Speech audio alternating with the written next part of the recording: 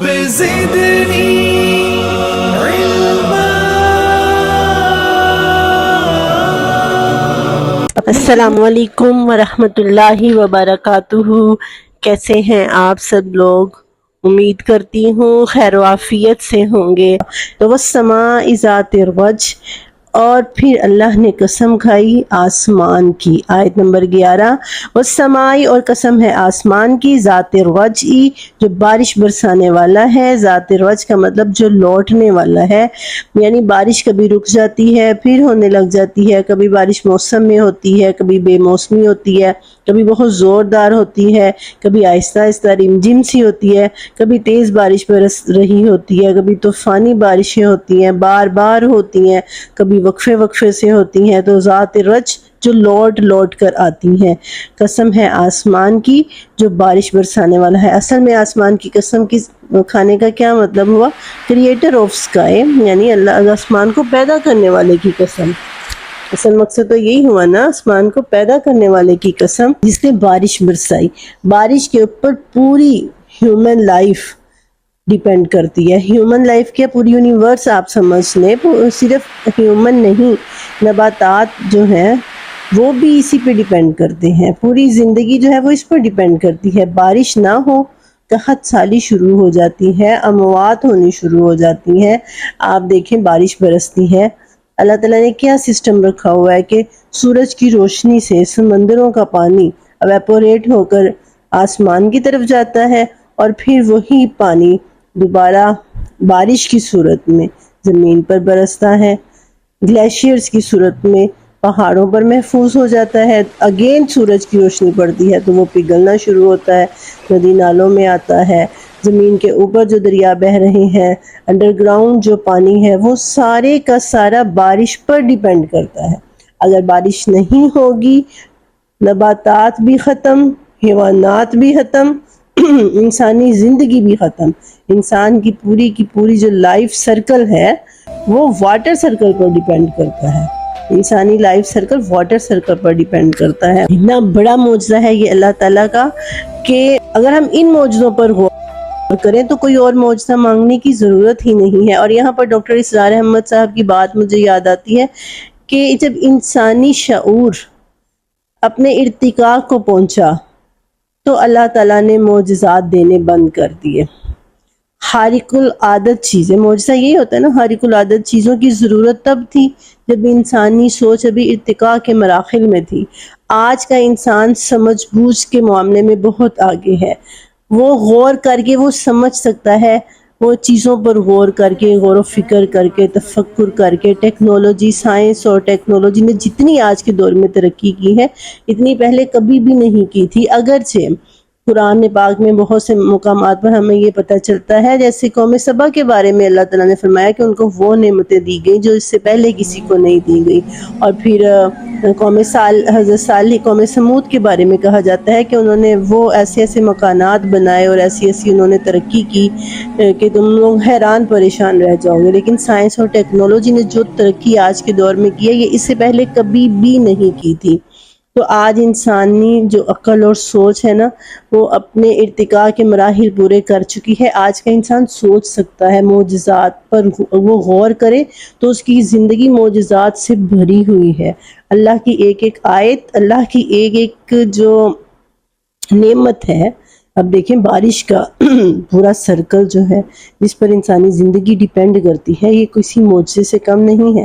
اور آگے فرمایا والارض، اور قسم ہے زمین کی، آیت نمبر 12۔ جہاں پہ بھی اللہ تعالیٰ نے قرآن پاک میں آسمان کا ذکر کیا ہے تو فوراً ساتھ زمین کا ذکر بھی ضرور کیا ہے۔ کپلز ہے نا، آسمان اور زمین، دن اور رات، چاند اور سورج، ٹھیک ہے، یہ ایسے اللہ تعالیٰ نے جوڑے بنائے نا۔ والارض، اور قسم ہے زمین کی، ذات الصد، جو پھاڑ دیتی ہے، یعنی بارش برستی ہے زمین کے اوپر اور زمین پھٹ جاتی ہے۔ اب یہ دیکھیں اللہ تعالیٰ کا کتنا بڑا معجزہ ہے کہ جب بارش برستی ہے زمین کے اوپر تو زمین اپنا سینہ چیر کے نباتات اگاتی ہے۔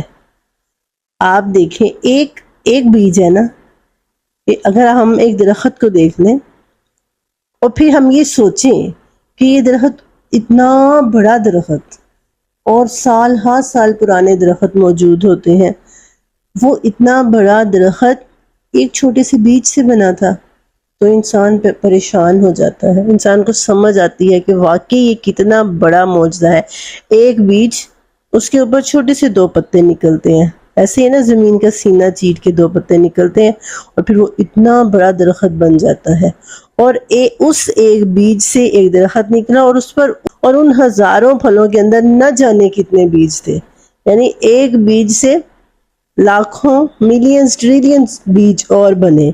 کسی ایک پھل کو لے لیں، واٹر میلن کو لے لیں، اس کے اندر جو بیج ہے وہ سمجھے ایک تربوز کے اندر ہزاروں تربوز ہیں، ایک ایپل اس کے اندر ہزاروں ایپل ہیں۔ تو یہ اللہ تعالیٰ کی اتنی بڑی ہے، یہ اللہ کا معجزہ ہے، یہ اللہ کی کریشن ہے جس کی طرف اللہ تعالیٰ نے انسان کی توجہ دلائی کہ زمین ذات صد جو پھٹ جاتی ہے، جو اپنا سینہ پھاڑ کر نباتات نکالتی ہے، ہر قسم کی جانوروں کا چارہ، انسانوں کے لیے گندم، ایک گندم ختم ہو جائے۔ حضرت یوسف کی مووی آپ لوگوں نے دیکھی ہوگی کہ ایک گندم ختم ہونے سے وہاں پہ کتنا بڑا وہاں پہ قحط سالی آ گئی اور پھر کیا کچھ ان کو کرنا پڑا۔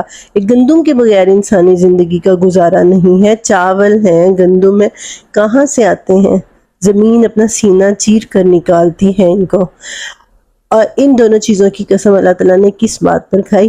اِنَّهُ لَقَوْلٌ فَصْلٌ، یہ قرآن جس نے آسمان سے بارش برسائی ہے، جس نے زمین کا سینہ چیر کر نباتات نکالی ہیں، یہ بھی اسی کی کتاب ہے، یہ قول فیصل ہے۔ اِنَّهُ لَقَوْلٌ فَصْلٌ، یہ ایک جچی تلی بات ہے، نپی تلی بات ہے یہ۔ وما ہوا بالہزل، یہ کوئی ہنسی مذاق نہیں ہے۔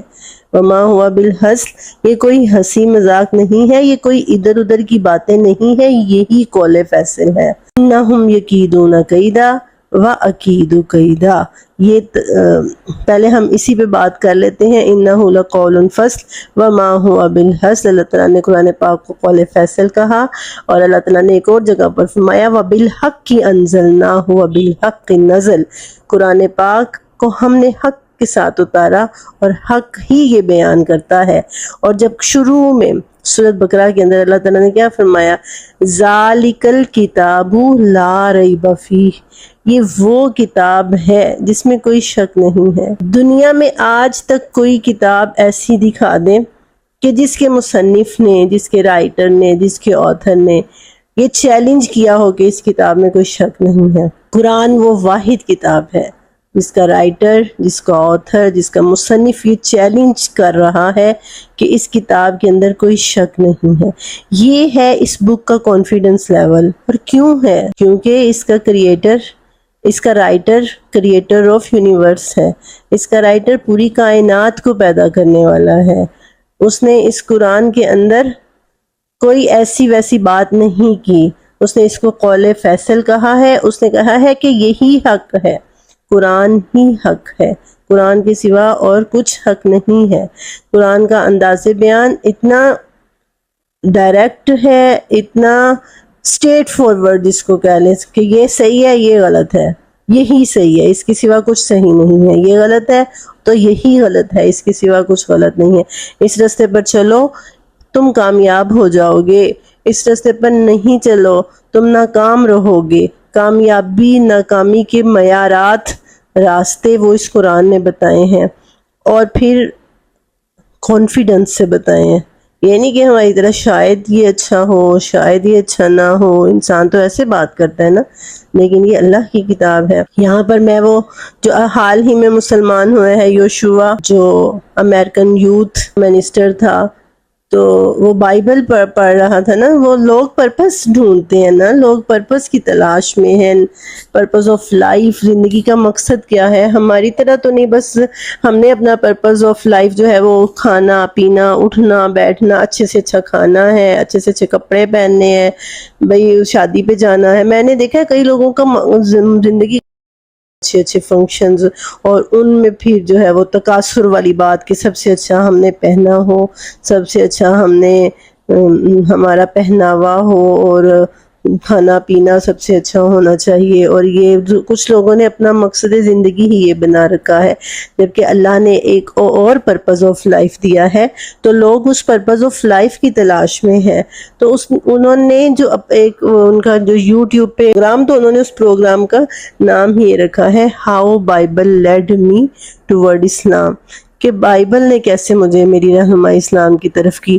تو ان کو قرآن ایز اے گفٹ دیا گیا جمعے کے دن، اور وہ کہتے ہیں میں نے اس کو پڑھنا شروع کیا، اور منڈے تک وہ قرآن ختم کر چکے ہوئے تھے، منڈے تک وہ قرآن پورا ترجمے سے پڑھ چکے ہوئے تھے۔ اور ہم لوگ کیسے ہیں کہ پوری زندگی گزر جاتی ہے، ہم نے قرآن کو ترجمے سے پڑھا ہی نہیں ہوتا۔ کہتے ہیں پہلی رات ہی مجھے قرآن کے ساتھ اتنی محبت، اتنا لگاؤ ہو گیا تھا کہ میں نے، اور سب سے جو اس کی چیز مجھے جس چیز نے امپریس کیا تھا وہ اس کا کانفیڈنس لیول تھا، اتنا کانفیڈنس کہ یہ حق ہے، یہ صحیح ہے تو یہی صحیح ہے۔ اور مجھے سمجھ آ گئی تھی کہ یہ کسی اور کی لکھی ہوئی کتاب نہیں ہے، یہ ہمیں پیدا کرنے والے کی لکھی ہوئی کتاب ہے۔ تو یہی ہے لا ریب فیہ، اس میں کوئی شک نہیں، اور اسی کو اللہ تعالیٰ نے فرمایا وما ہوا بالحزل، یہ ادھر ادھر کی باتیں نہیں ہیں، یہ قول فیصل ہے، یہ قول فصل ہے۔